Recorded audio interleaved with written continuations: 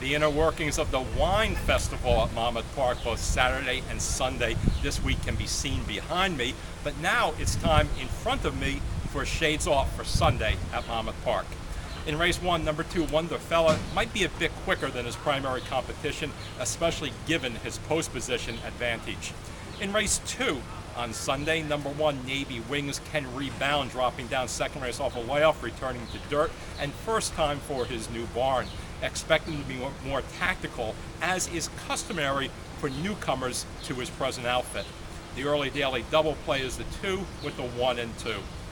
In race 4, number 7, Really Charming, wonder who she's named after, showed gameness last out despite being in a tough spot early. Racing on a surface she didn't relish and rallying into a bias. She can continue her improvement here, returning to her best surface of turf. Number 2, Sweet Dixie Belle, should have won her last and has some grass in her pedigree. In race 8, number 2, Hornbuckle was hard used, staying close to a very fast pace while against a strong inside grain in his need of return, and fits nicely here off the drop. Number 4, Back Cave, should finish well, and number 7, Longing to Sleep, is helped by a drop as well. In race 9, number 3, English Minister, made multiple moves in his local debut as he continued to move forward and could be the prime beneficiary of the 9-furlong distance. Number 2, Galactico, should get an easier trip from the inside in this matchup, and number 1, Van Citra, is game early speed. In race 11, the Revedier Stakes, number 1, Cat's Holiday, had no chance to run in her last 2 turf starts, both of which were in bigger and likely better fields than this one.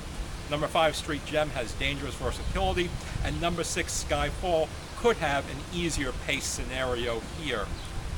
This stakes is the Revedier, named for the outstanding David Whiteley trained filly of the 1970s, who, amazingly enough, never raced on turf during her career, at least according to my aged recollection. But she did win the Coaching Club American Oaks at Belmont, and then about 10 days later won the Monmouth Oaks here at Monmouth Park.